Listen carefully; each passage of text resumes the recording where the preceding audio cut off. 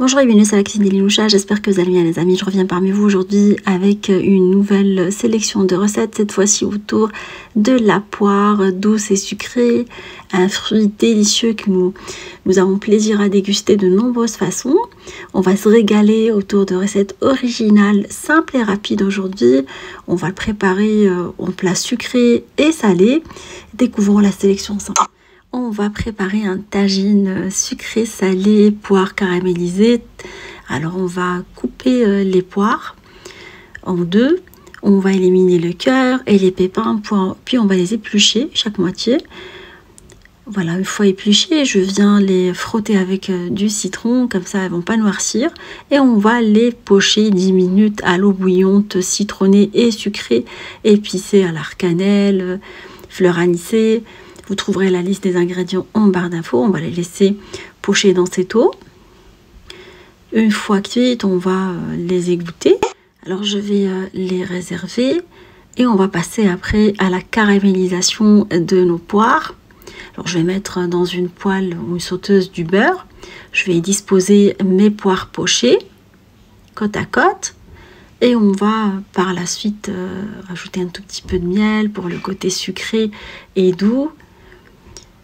On va les laisser cuire en les arrosant régulièrement avec le beurre et le miel pendant 15 minutes. Voilà, en les retournant sur les deux côtés jusqu'à ce qu'elles soient bien dorées. Voilà, alors vous pouvez le faire en parallèle avec à la cuisson de la viande. Alors n'hésitez pas à les parfumer avec la vanille. Moi j'ai choisi aujourd'hui le parfum de la fleur d'oranger que je rajoute 5 petites minutes avant la fin de la cuisson. Voilà, les poires sont maintenant prêtes. On va passer à la préparation de la viande. Alors prenez la viande de votre choix. Aujourd'hui c'est le collier d'agneau. Alors je fais mariner ma viande dans un mélange d'épices que je fais fondre dans de l'eau. Alors j'ai pris du collier d'agneau, mais vous pouvez mettre du gigot, ou une viande adaptée à la cuisson dans le tagine. On va bien la faire mariner dans l'eau épicée. Après, on va la faire colorer avec des oignons et de l'ail. Alors, oignons coupés en petits morceaux et l'ail râpé.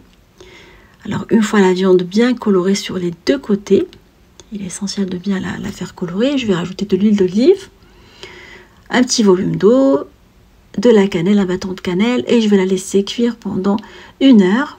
Voilà, la viande est maintenant cuite. Je vais passer au dressage. Alors vous pouvez la servir dans le plat de tagine, comme vous pouvez la servir comme moi dans un plat de présentation, la viande nappée avec la petite sauce salée que je viens décorer avec la poire que je mets par-dessus. On va parsemer avec quelques graines de sésame et voilà, le plat est maintenant prêt. Il est vraiment sublime, le mélange sucré-salé. On va passer après à la préparation de poires farcies aux noix et au roquefort, une entrée très intéressante. Couper les poires en deux et après je vais creuser l'intérieur de manière à éliminer les pépins. Alors je le fais à l'aide d'une cuillère. Je vais les farcir avec du roquefort à l'aide d'une fourchette. Je vais bien tasser. Voilà, vous les enfoncez bien comme il faut. Et vous rajoutez après quelques noix. Alors j'ai pris un mélange de noix de pécan, noix classique, noix de Brésil. Je vais mettre quelques raisins secs pour le côté sucré et salé. Alors vous mettez un tout petit peu de miel par-dessus, du miel d'oranger. Alors je rappelle que j'ai posé les moitiés dans un plat gratin. Je vais parfumer avec de l'origan ou du thym. Et je vais faire cuire le tout dans un four préchauffé à 190 pendant une trentaine de minutes. Je vais servir avec une petite salade. Alors j'ai mis une frisée avec quelques tomates cerises. Et voilà, je dresse les demi-poires gratinées par-dessus. Alors vous pouvez très bien les faire cuire dans une friteuse sans huile. Vous préparez une vinaigrette avec vinaigre balsamique et de l'huile de noix. Un peu de sel et poivre du moulin et le tour est joué, l'entrée est maintenant prête. On va passer après à la préparation de crêpes à la poire caramélisée. Alors je vais couper les poires en 4, je vais enlever les pépins, j'enlève la peau et je vais les couper en tout petits morceaux pour les caraméliser et farcir les crêpes avec. Alors les crêpes aujourd'hui on ne va pas les préparer, mais je vais vous laisser un lien pour préparer les crêpes si vous souhaitez en barre d'infos. Alors couper en tout petits morceaux dans le sens de la largeur et dans tous les deux sens je veux dire, pour que les morceaux soient de taille égale. Je vais mettre du beurre, du sucre roux. Je vais parfumer avec la cannelle, un bâton de cannelle, de la cardamome, ainsi que de l'étoile anisée, le jus de citron. Voilà un bon petit mélange qui se marie très très bien avec la poire. La fleur d'oranger si vous souhaitez. Et vous laissez caraméliser à feu moyen pendant une vingtaine de minutes en mélangeant de temps en temps.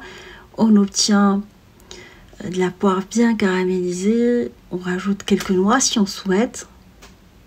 Voilà, on va mélanger et on passe après pour farcir les crêpes. Voilà, vous mettez un tout petit peu de mélange dans l'extrémité inférieure de la crêpe et vous venez rabattre les deux côtés en roulant dessus. Ça vous fait des petits rouleaux. Voilà, vous pouvez parsemer avec du sucre glace ou les servir comme ça. Un dessert sympa. Après cette recette, vous pouvez utiliser la même farce pour farcir quelques feuilletés. Alors j'ai pris des feuilletés découpés déjà en carrés et je vais venir y disposer un tout petit peu de poire. Alors je laisse les côtés libres, je les mets vraiment au milieu. Je laisse quelques centimètres, 2 à 3 cm sur les côtés et je viens fermer la feuilletée sur les poires comme ça. Voilà, c'est assez facile à réaliser de cette façon-là. Alors je vais battre un jaune d'œuf, je vais badigeonner les côtés avec et je vais les faire cuire dans un four préchauffé à 180 pendant une trentaine de minutes. Alors vous pouvez parsemer avec des amandes si vous souhaitez. Alors pour apporter plus de gourmandise, four à chaleur tournante à 180 allumé en bas. Alors on obtient des feuilletées bien croustillantes. Alors on va rester toujours dans le dessert et on va préparer cette fois-ci une tarte amandine aux poires. Voilà une façon de cuisiner la poire. C'est un classique. Alors on va commencer par préparer la crème d'amande. Alors on va battre les œufs ainsi que le sucre dans un saladier à l'aide d'un fouet. Après on va rajouter la crème fraîche ainsi que l'arôme d'amande amère, la poudre d'amande et on va bien mélanger. Ça nous fait une crème d'amande. On va par la suite étaler une pâte sablée ou une pâte brisée dans un moule à tarte avec le papier sulfurisé, ce qui facilitera le démoulage. On peut la piquer légèrement à l'aide d'une fourchette et on va par la suite la garnir avec la crème d'amande qu'on vient de préparer. Après on va répartir par-dessus, la parsemer avec des amandes effilées. On va prendre nos poires pochées qu'on va venir découper légèrement, on va pas jusqu'au bout, on va les incliner légèrement, on va les disposer par-dessus la crème d'amande. On va faire tout le tour, après on va parsemer avec des amandes effilées encore pour plus de gourmandise. Cuisson dans un four préchauffé à 190 pendant une trentaine de minutes. À la sortie du four, alors vous pouvez la servir tiède, cette délicieuse tarte avec une quenelle de glace de vanille ou une glace au caramel au beurre salé. Quand vous pouvez la servir toute seule avec un café, elle est vraiment délicieuse, on s'est bien régalé. Après on va rester dans la gourmandise, recette sucrée, cette fois-ci un gâteau très facile, gâteau au yaourt à la poire, gâteau renversé. Alors dans un saladier, je vais mettre les œufs ainsi que le sucre. À l'aide d'un fouet, je vais battre le tout et on va par la suite rajouter les œufs. Une fois qu'on a obtenu un mélange homogène, on va battre notre pâte à gâteau. On va rajouter du yaourt à la vanille, l'arôme de vanille et on va battre le mélange après. Vous rajoutez après la farine T45 tamisée dans votre mélange. Voilà, on enlève Après le fouet, on va le remplacer par une maryse. Voilà, vous mettez la levure chimique vraiment à la fin, la pâte à gâteau est maintenant prête. On va éplucher des poires. Voilà. Alors on va enlever les pépins, on va enlever la peau. On va beurrer un moule à gâteau classique avec du beurre mou. Vous mettez du sucre roux ou du sucre classique dans le fond du gâteau. On va bien le répartir. Vous mettez quelques quartiers de poire découpés par-dessus. Voilà, je les ai découpés dans le sens de la longueur. Alors on va faire tout le tour du gâteau avec, et on va répartir la pâte par-dessus. On va le faire cuire dans un four préchauffé à 180 pendant une quarantaine de minutes.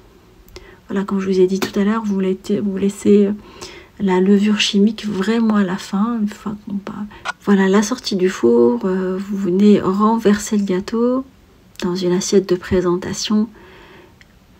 Voilà, un super gâteau facile, rapide, qui plaît aux enfants et aux grands également. Alors je vais vous découper une petite part pour voir le gâteau. Alors vous pouvez le garder 2 à 3 jours sous cloche sans aucun problème. On va passer après à la préparation d'un dernier dessert, mais cette fois-ci un cheesecake poire spéculoos.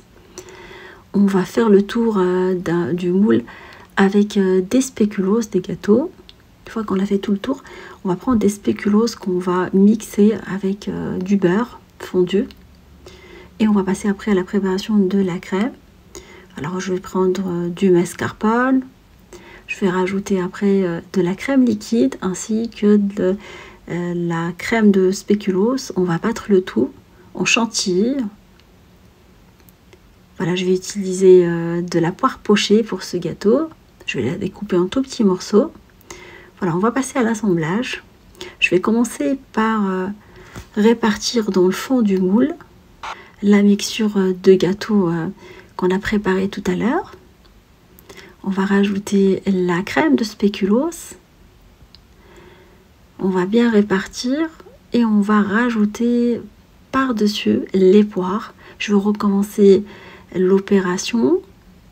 On met la poudre de biscuit d'abord. Et on rajoute par-dessus la crème. Et on finit avec les poires. Alors, on va répartir après de la crème de spéculoos que j'ai fait fondre au micro-ondes par-dessus. On va égaliser la surface et je vais laisser le gâteau, je vais le réserver au frais au moins 6 heures. Alors, je peux décorer après avec quelques gâteaux spéculoos et décorer par-dessus avec la poudre de spéculoos si on souhaite. Voilà, le gâteau est maintenant prêt, on va le démouler après, à la sortie du frigo. Voilà, j'ai pas pu vous découper le gâteau pour voir comment je l'ai offert à des amis. Alors, ma sélection de recettes autour de la poire touche à sa fin. J'espère qu'elle vous fera plaisir et fera plaisir à vos amis. Je vous fais des gros bisous d'amour. Je vous souhaite un bon début de semaine. Et on se dit comme d'habitude, on se retrouve sur la cuisine des Mimouchas avec des nouvelles recettes à l'envoyage culinaire. Et à bientôt.